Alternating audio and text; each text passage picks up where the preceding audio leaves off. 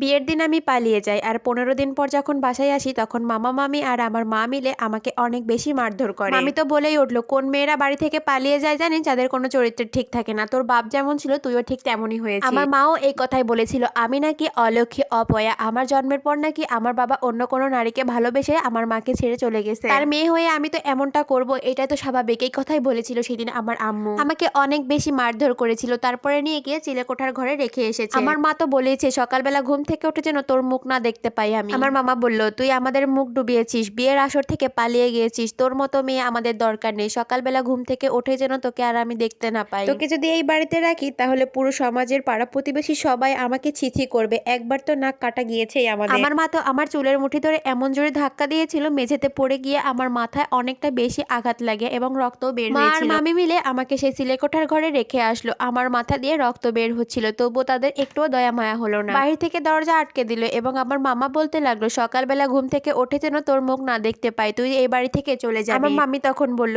এত জোরে জোরে চিল্লাচিল্লি করো না, এমনি পাশের বাড়ির লোকেরা সবকিছু শুনতে পারছে, পাড়া সবাই শুনে ফেললে কি হবে। সবাই যার যার মতো রুমে চলে গেছে, একদম নীরবতা, আমি একা একাই কান্না করতেছিলাম। এমন সময় মনে হলো কেউ চিলেকোঠার দরজা আস্তে আস্তে খুলতেছে। অন্ধকারে মুখটা ভালোভাবে বোঝা যাচ্ছে না, কিন্তু সে এসে আমাকে জড়িয়ে ধরে হাউমাউ করে কান্না করলো। বুঝতে পারলাম মামি এসেছে। তখন মামি আমাকে আদর করতেছে এবং বলতেছে, অনেক ব্যথা পাইছিস না, দে তোকে এখন আমি একটু ব্যান্ডেজ করে দিই মাথাটা। আমি যে পালিয়ে গিয়েছি এই খবরটা আমার মামি জানতো। আমার মামি আমার প্রিয় মানুষটার সাথে আমাকে পালিয়ে যেতে সাহায্য করেছিল, কারণ আমার মামা আর আমার মা মিলে একটা 45 বছরের লোকের সঙ্গে আমার বিয়ে ঠিক করে। তখন বয়স আমার মাত্র 15 বছর। আর ছোটবেলা থেকে আমি আমার মামা মামির কাছে মানুষ হয়েছি, মামা মামি আমাকে অনেক বেশি ভালোবাসে, আর এই কথাটা আমি মামিকে চুপ করে বলে রেখেছিলাম। আমার মামি এই বিয়েতে একদমই রাজি ছিল না, কারণ পাত্রের বয়স ছিল অনেক বেশি, তাই তো বিয়ের দিন আমাকে পালিয়ে যেতে সাহায্য করেছিল। তুমি আমাকে আদর করতেছো না, এই কষ্ট আমি সব ভুলে গেছি। তখন আমার মামি মুচকি হেসে বলল, ওরা তোকে কেমন রেখেছিল রে? তখন আমি বললাম, অনেক ভালো রেখেছে মামি, ওরা অনেক বেশি ভালো। আমার শ্বশুর বাড়ির লোক তো আমাকে বউ হিসেবে পেয়ে অনেক বেশি খুশি হয়েছে তারা। আমার মামি আবার মাথায় ড্রেসিং করে দিল, আমাকে বলল এখানে লুক করে শুয়ে থাক, বাকিটা আমি সকালে দেখবো। ঘুম থেকে উঠে আমি চলে যাওয়ার জন্য রেডি হচ্ছিলাম। আমার এখানে যে কটা জামা কাপড় আছে সেগুলো প্যাক করতেছিলাম বাসা ছেড়ে চলে যাবো জন্য। তখন আমার মামি বলল, তুই কোথায় যাবি? আমার মামা বলতেছে, তুই তাড়াতাড়ি যা, তোকে আমার সহ্য হচ্ছে না। তখন আমার মামি বলল, কিসের কথা বলো তুমি? মেয়েটাকে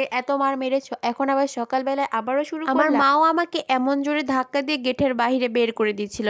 এই টাইমে আমার হাজবেন্ড সেখানে উপস্থিত হলো, মানে আমার মামি সকালবেলায় আমার হাজবেন্ডকে ফোন করেছিল এখানে আসার জন্য। আমার হাজবেন্ড এসেই বললো, আপনারা আমার স্ত্রীকে কেন মারতেছেন? তখন বললো, তোর স্ত্রী মানে কে? তখন আমার হাজবেন্ড বললো, আজ 15 দিন হচ্ছে আমাদের বিয়ে হয়েছে আর আমরা দাম্পত্য জীবনে অনেক সুখী আছি। জানতাম যে আমার বউ এখানে আসলে আপনারা আমার বউকে মারধর করবেন, এই জন্য আমি তাকে আসতে দিতে চাইছিলাম না, তবুও সে জোর করে এখানে আসলো। তখন আমার মামি বলে উঠলো, হ্যাঁ তোমাদের তো কোনো অধিকার নেই তাকে মারধর করা, সে তো এখন অন্যজনের স্ত্রী, আর তোমরা কিভাবে পারলে একটা ছোট্ট মেয়েকে একটা 45 বছরের লোকের সঙ্গে বিয়ে দেওয়ার জন্য? ও তো ঠিকই করেছে পালিয়ে গিয়ে, ওরও তো একটা মতামত আছে, ওরও তো একটা ভালো লাগা খারাপ লাগা আছে, সেটা তো তোমরা কখনোই বোঝার চেষ্টা করো না। হ্যাঁ, সৌরভই ওর হাজবেন্ড, ওর সাথে আমি বিয়ে দিয়েছি 15 দিন আগে। 15 দিন আগে সৌরভের হাতে আমি তাকে তুলে দিয়েছি, আর তাদের সকল নিয়ম নীতি মেনে বিয়েও হয়েছে, আর সে সংসার করতেছে। তখন আমি আমার হাজবেন্ডকে বললাম, চলো এখানে আর এক মুহূর্তও থাকবো না, আমরা দূরে কোথাও চলে যাব। তখন আমার মামা আর মা বুঝতে পারলো যে তারা একটা ভুল সিদ্ধান্ত নিয়েছিল, আমার মতামত তারা না জানতে চেয়ে। তারপর থেকে আর কখনো বাবার বাড়িতে যাওয়া হয়নি, এখনো মামা আর মা আমাকে নিতে আসেনি একবারও। 1 বছর পার হয়ে গেল আমাদের বিবাহিত জীবন। আমার মামির সাথে আমার যোগাযোগ আছে, মামি মাঝে মধ্যে আমার সঙ্গে দেখা করতে আসে, বিভিন্ন রকম সাহায্য সহযোগিতাও করে, আর শ্বশুর বাড়ির অবস্থাও অনেকটা ভালো। আমার হাজবেন্ডও একটা জব করে, আলহামদুলিল্লাহ শ্বশুর বাড়িতে অনেক সুখী আছি। স্বামী ভালো হলে আর কিছুই লাগে না মেয়েদের।